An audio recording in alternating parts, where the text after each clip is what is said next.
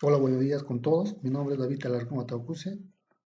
Soy ingeniero agrícola y actualmente laboro como docente en la Universidad Nacional San Cristóbal de Huamanga. Bueno, en esta oportunidad para tocar un tema muy importante en la hidráulica, que es el flujo gradualmente variado, o también llamado curvas de remanso, ¿no? Eh, para ello, primero haremos una introducción, luego pasaremos a resolver un ejercicio práctico mediante una hoja de cálculo. Y más adelante resolver el mismo ejercicio utilizando el programa GECRAS. Antes de empezar, podemos plantearnos por qué estudiamos estas curvas de remanso, ¿no? ¿Qué aplicación tiene en la hidráulica? Entonces, partimos de que cuando nosotros diseñamos un canal prismático cualesquiera, diseñamos para un régimen permanente. ¿Qué quiere decir eso? Que el caudal con respecto al tiempo permanece constante. Entonces, si esto ocurre, también las características hidráulicas, tanto el tirante, el área y la velocidad, también se mantienen constantes, ¿no? Entonces, denominamos a este tipo de flujo, tiene un comportamiento uniforme, ¿no? Donde las líneas de corriente son paralelas entre sí. ¿Ok? Además de eso, los tres tipos de pendiente son iguales, ¿no? Pero ¿qué pasa si en este tramo del canal nosotros colocamos una compuerta?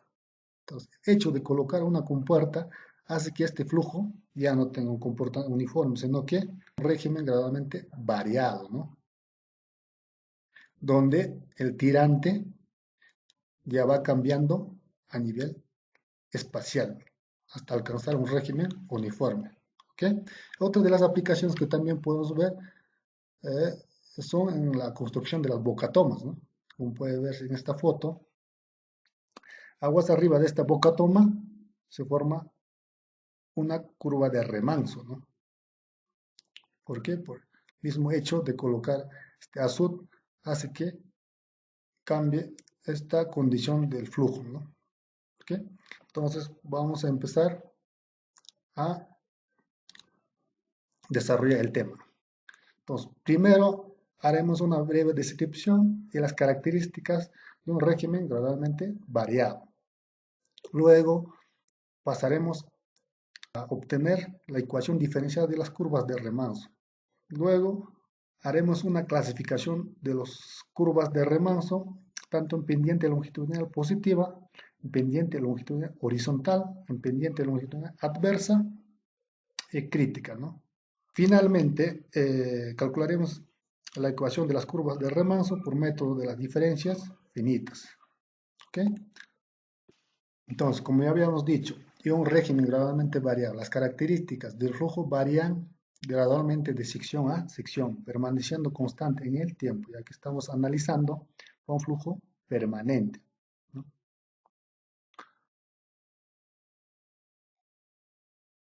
Además, la pendiente hidráulica es distinta a la pendiente geométrica o pendiente del fondo del canal, ¿no? Lo que no ocurría en un flujo uniforme, ¿no? Ya que los tres tipos de pendiente eran iguales. Entonces, la curva que describe la superficie libre de agua se denomina curvas de remanso, ¿no? Resolver la ecuación de las curvas de remanso se hacen unas suposiciones básicas. Primero, que la pérdida de energía de flujo por unidad de longitud sigue las leyes de flujo uniforme. Entonces, nosotros utilizaremos la ecuación de Mani para obtener la pendiente hidráulica, ¿no? Además, la pendiente de fondo de canal es pequeña, ¿no? Lo que normalmente ocurre en la mayoría de los canales, ¿no? Entonces, el coseno de teta es aproximadamente igual a 1, donde el tirante vertical es igual al tirante normal, ¿no? Además, la distribución de las velocidades es uniforme. Entonces, se considera una velocidad media, donde el coeficiente Coriolis también es constante, ¿no? De sección a sección. Y es igual a 1. Las líneas de corriente son paralelas. Entonces, la distribución hidrostática de presiones prevalece en la sección de canal. Y esto es fundamental, ¿no? Para poder resolver la ecuación de las curvas de remanso. Entonces, ahora pasaremos a definir la ecuación diferencial de las curvas de remanso. ¿Cómo se obtienen estas ecuaciones, ¿no? Entonces, primero partiremos de esta gráfica. Aquí tenemos un perfil de un canal. ¿Qué tenemos aquí? Tenemos aquí el fondo del canal, aquí tenemos la lámina de agua, aquí tenemos la línea de energía total y tenemos dos secciones. Si nosotros aplicamos la ecuación de energía en cualquiera de las secciones, tenemos que la energía es igual a Z, que es la altura a la cual se ubica el punto 1 o el punto 2, más el tirante, más la energía cinética, ¿no? Que es igual a velocidad media al cuadrado entre 2G. Ahora, si aplicamos la derivada a esta ecuación con respecto al eje X, en este caso considerando el eje X en dirección del canal, ¿no? El fondo del canal. Tendríamos la siguiente ecuación, ¿no? Donde el diferencial de energía total con respecto a X viene a ser el pendiente hidráulica, ¿no? Esto de aquí, también llamado seno de teta, ¿no? Entonces, ¿por qué consideramos negativo? Porque está descendiendo, ¿no? Si estaría ascendiendo sería positivo, ¿ok? Y también tenemos aquí la diferencial de z con respecto al diferencial de x, que viene a ser el pendiente del fondo del canal, menos, ¿ok? Diciendo. Por tanto, esta ecuación se reduce a esto, ¿no? Ahora, a partir de esa ecuación que ya habíamos deducido anteriormente, y teniendo en cuenta que la velocidad es igual caudal entre área por ecuación de continuidad, y sustituyendo esta ecuación tendríamos la siguiente, ¿no? Reemplazamos en vez de velocidad aquí, caudal y área. Entonces tendríamos la siguiente expresión. Y ahora, analizando el tercer término del segundo miembro de esta ecuación, tendríamos que el caudal y la gravedad son constantes, todo lo que es constante sale afuera, y derivamos el área que depende del tirante, ¿no? Entonces, derivando esto tendríamos la siguiente expresión. Por tanto, a partir de esta ecuación y reemplazando este valor ya obtenido, tenemos la siguiente ecuación simplificada. Ahora, si nosotros nos fijamos, ¿esto qué viene a ser? Esto es el número de Boole, pero elevado al cuadrado, ¿no? Y si despejamos la diferencial del tirante con respecto al x, obtendríamos la siguiente expresión, ¿no? Esto es la ecuación general de las curvas de remanso. Es una ecuación de diferencial ordinaria de primer orden. Entonces, exige al menos una condición de contorno para poder resolverlo. Tenemos que conocer un tirante en una de las secciones. ¿Ok?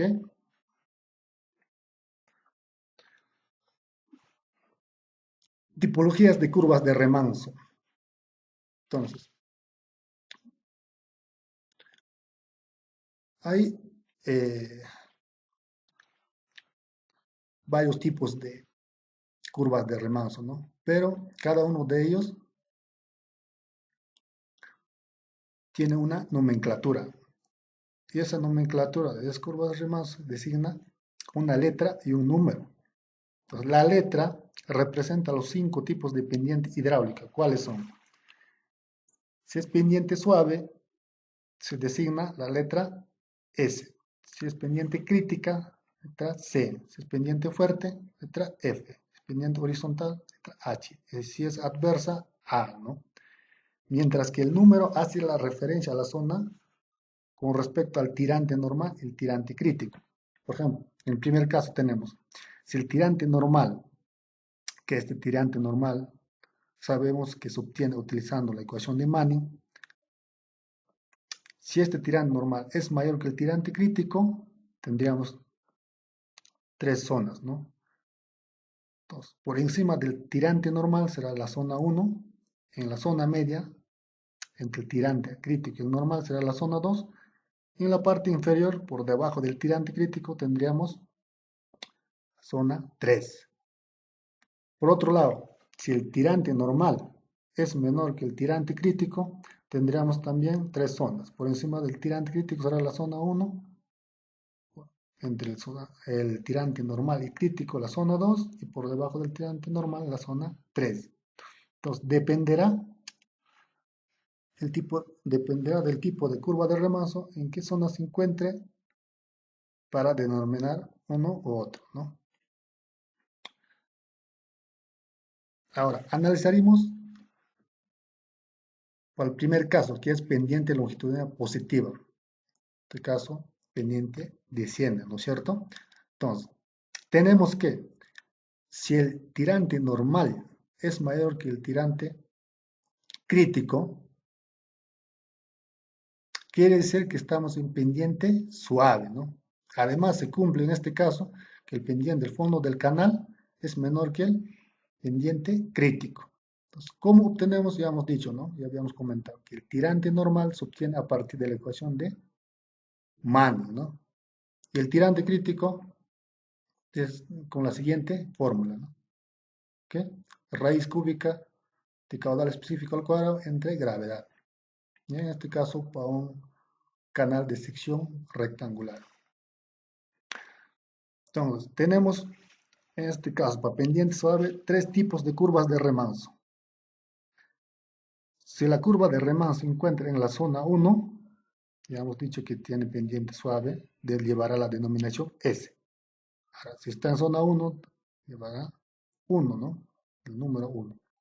Entonces, si el curva de remanso se encuentra en esta zona 1, está por encima del tirante normal, ¿no es cierto? Entonces, si está por encima, está en régimen lento, o también llamado régimen subcrítico, ¿no?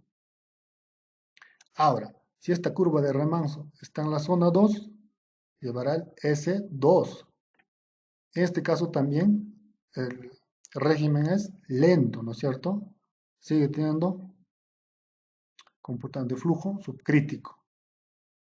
Ahora, si se encuentra esta curva de remanso en la zona 3, el S3 en este caso ya está por debajo del tirante crítico, entonces el régimen será rápido, ¿no? O también régimen supercrítico, ¿ok?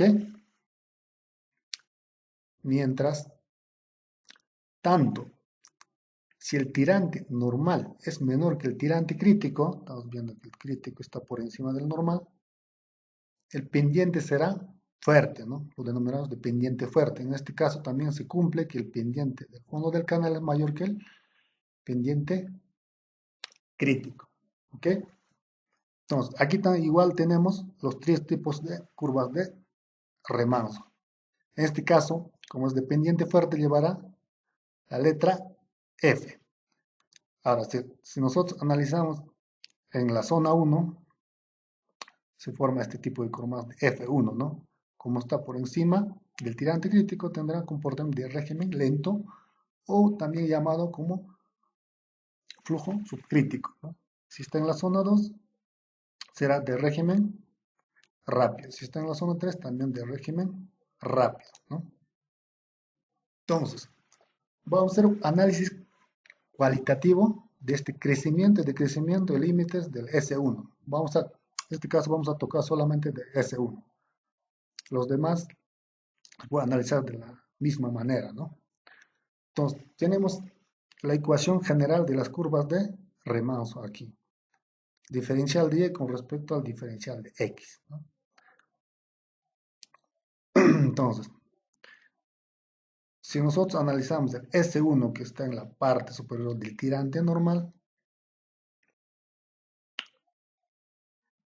se cumple que el tirante, en este caso, tirante, es mayor que el tirante normal, ¿no es cierto? Además, el pendiente hidráulico es menor que el pendiente del geométrico o pendiente de fondo del canal, ¿no? En este caso está ascendiendo y tiende a ser menor, ¿no? Entonces, si está por encima del tirante normal, el número de Fromm será menor que 1, ¿no? Decimos que es flujo subcrítico, ¿no? Entonces, analizando en la ecuación, tenemos que la diferencial y con respecto a x viene a ser creciente. ¿Por qué? Vamos a analizar aquí, ¿ok? Vamos a poner los límites. Digamos que esta curva de remanso tiende a menos infinito y a más infinito. Primero analizamos para menos infinito. Aquí. Si la curva de remanso tiende a menos infinito, el tirante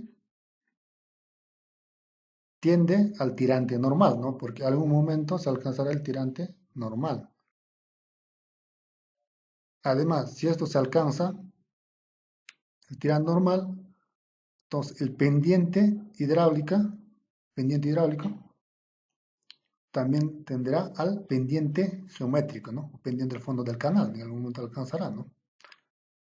Entonces, además, el número de Fromm es menor que 1, porque estamos hablando de flujo subcrítico, ¿no?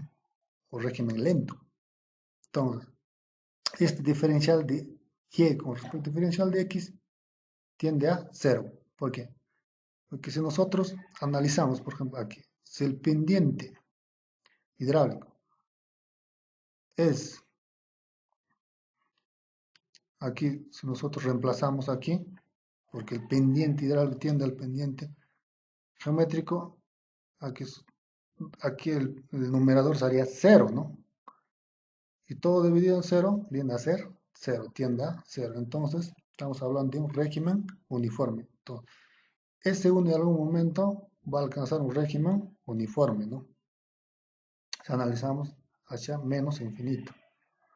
Y si analizamos a más infinito, el tirante, en este caso, no va a alcanzar un régimen uniforme, sino que va a tender al más infinito. Al pendiente hidráulico, si esto alcanza la horizontal, ¿qué va a ser? Igual a 0, ¿no? El número de Fromm, si esto es 0, también será 0. Y si reemplazamos, aquí en la ecuación general de curva de remanso, tendría que el pendiente hidráulico es 0, solamente nos quedaría pendiente del fondo del canal. Ahora el número de Fromm, 0, queda 1, ¿no? Solamente entonces el diferencial de con respecto a x tiende al pendiente del fondo del canal, asíntota horizontal también llamado, ¿no? ¿Okay? Entonces, de la misma manera nosotros podemos analizar para los diferentes tipos de curvas de remanso. Para un pendiente horizontal se formará dos tipos de curva de remanso. El primer caso no se da, ¿no? Porque en este caso el flujo no tiene suficiente energía para fluir, ¿no? Solo se da el H2 y el H3, ¿ok? En la zona 2 y en la zona 3. Además decimos,